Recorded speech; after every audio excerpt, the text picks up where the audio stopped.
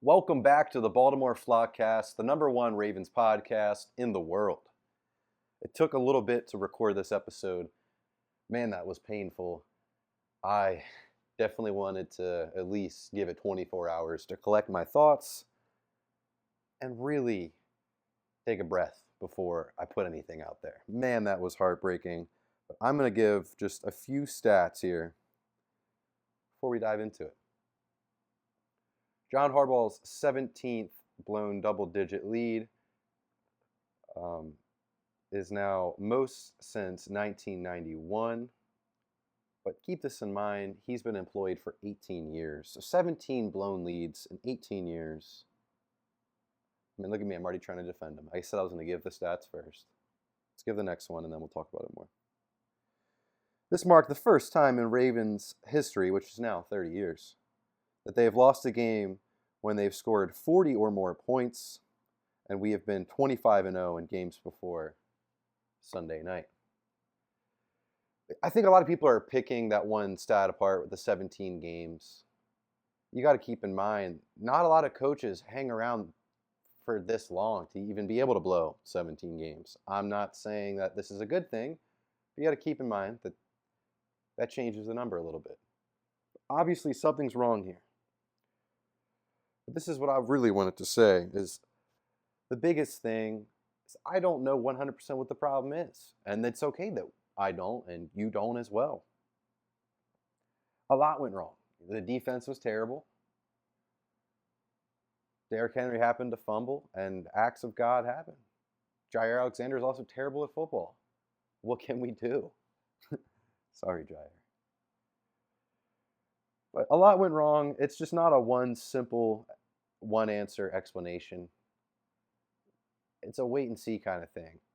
And I guess maybe we could look back at every single blown lead we've ever had and try to figure out what is the root of it. And I guess we'll talk about it more because I have a lot on this today. But my biggest thing is it's okay to not really know what's going on. But here, we got more. This is sent in from a friend of the show here, Aiden. He said, Harbaugh does need to figure out what the problem is and fix it, obviously, before the playoffs. But my point is, given his track record, he will fix this. The Harbaugh era must be seen in two halves, prior to Lamar and at the end of the Flacco era.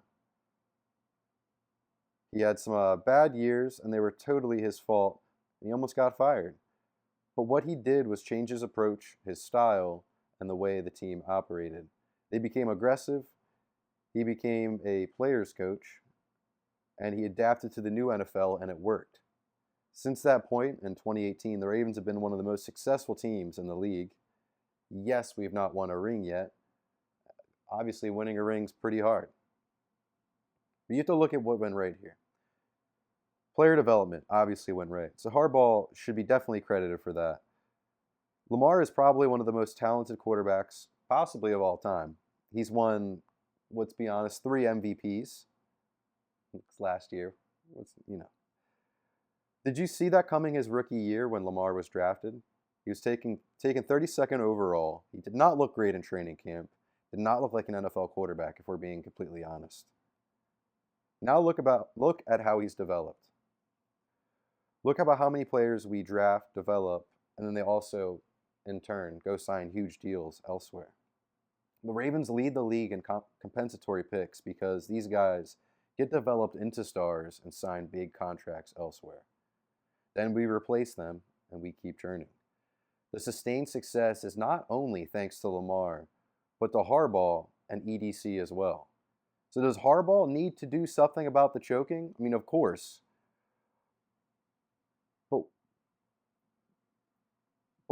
Sorry, I got a little lost there. But he's definitely the right guy to get us through this, right? Because he's shown the ability to adapt and change for the better. All I'm saying is that he's an elite head coach, and that is not without his faults. He's not perfect because no coach is perfect. Andy Reid has his faults. Sneaky old Mike Tomlin, even though he's a division rival, dude's a GOAT. He has his faults as well. Mike Shanahan, McVay, they all have their faults. That was really well said. That's why I wanted to share this on the show, especially when I was having my meltdown. I was sent this, and it's a good way to think about everything because obviously you can't have a perfect coach. Even Bill Belichick, the guy had his issues as well. I don't know why he wasn't mentioned in that. Obviously, choking's a pretty big issue, but it's not all his fault. Let's be honest. When we saw that, I said this stat earlier. We scored 40 points. We've been 25-0 in our franchise history, and we've scored 40 before. When you score 40 points, you're definitely expecting to win. The fact that, especially a defense all offseason has been saying that they resemble one of the greatest defenses of all time, our 2000s defense. For them to come out there and lay an egg like that, and especially just the way the whole game went, it's unexplainable. It's unfathomable. The team didn't execute, obviously, especially when it mattered most. And to me, it seems like we get up early and then we die. Is it a culture issue? Is it? I don't know. Maybe it's just something going around in the locker room. They get up early. They think, we're up by 15 points. Easy win. We have Derrick Henry and Lamar. We can just run it out. But obviously, it's not working. So I don't truthfully know if it's the culture issue here. But like Aiden said, I trust John to figure it out. This is a really good point as well. Man, I'm trying to get out of the negatives, guys. I'm trying to push through. Hopefully this is a short episode because it's never fun listening to a sports podcast after the team loses, unless you're the other team. So for any of the Bills fans out there, I can now say Buffalo Wings are great, and congrats on the win. The team looked really good, let's be honest, until the end. Obviously the defense didn't look good, but man, that offense was pretty electric, especially with Mark Andrews not even showing up. I really expected a lot out of him, so he owes me a handwritten apology for that one. But I guess that's a pretty nice takeaway is that our offense is awesome. Scoring 40 points week one, having an electric showdown with Josh Allen, even though we lost in the end. I'm just trying to bring any positive out of this, man. Keaton Mitchell was scratched. Rasheen Ali was doing the special teams work. That was interesting. I did not see that one coming. I love the both of them. Sometimes I feel like I'm defending Rasheen Ali more than Keaton Mitchell. But that's probably just because I'm a contrarian and I like guys from Marshall. But Keaton Mitchell, that's interesting for him to be scratched. I know we use Justice and Derek only running the ball, but interesting. That's all I'll say. Did not see that one coming at all. But to lose in this ruling fashion once again to this team, I feel like it's going to send ripples and shockwaves through this team, the Ravens. I don't know if these ripples and shockwaves are going to be good or bad. But man, let's pray that it's good.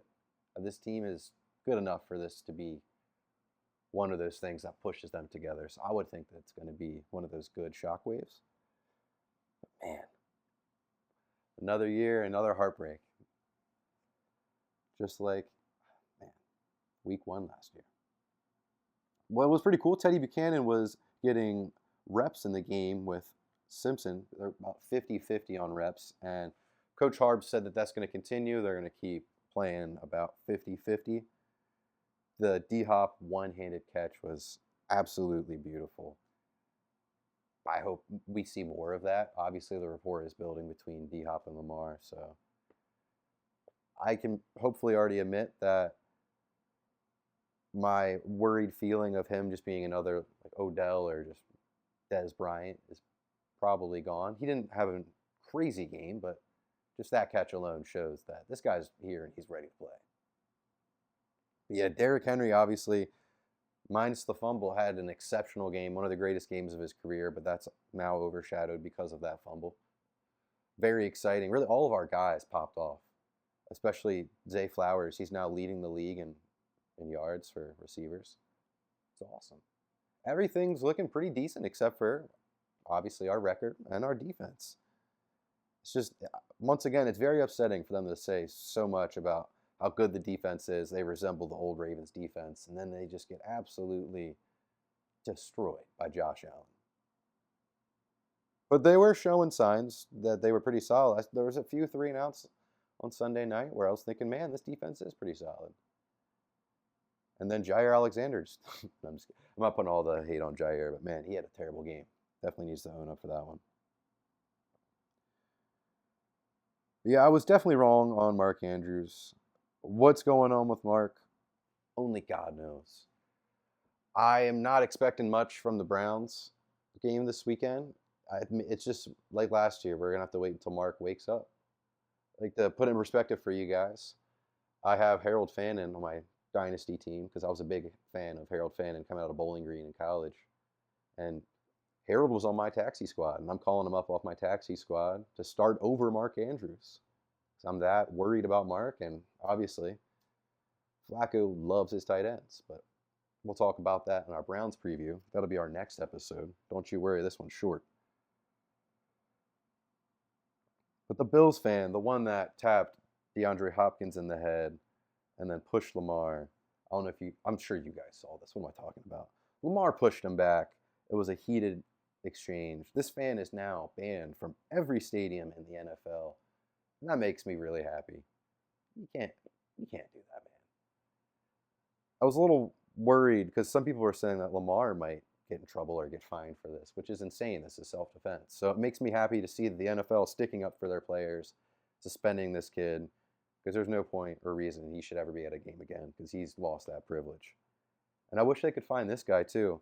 If you guys remember the Derrick Henry touchdown run, this guy, I think they threw a white claw at him from looking at the picture if you zoom in close, something with a pink label. Man, these Bills fans are very classy.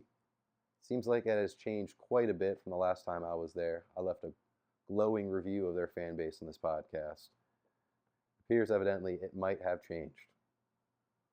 But I will say it is kind of a cool picture with the beer still in the air, or White Claw, still spilling in the air, and Derek scored and the can smashing on the ground. Might be something you could put up in the man cave, who knows?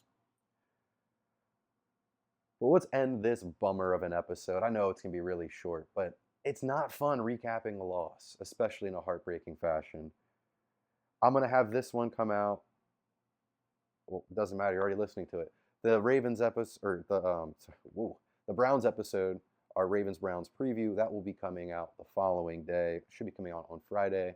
So get excited for that one for Flacco's return. Thank you guys for watching another episode. Please like, subscribe, give 5 stars, share, tell your grandma about it. We'll see you next time.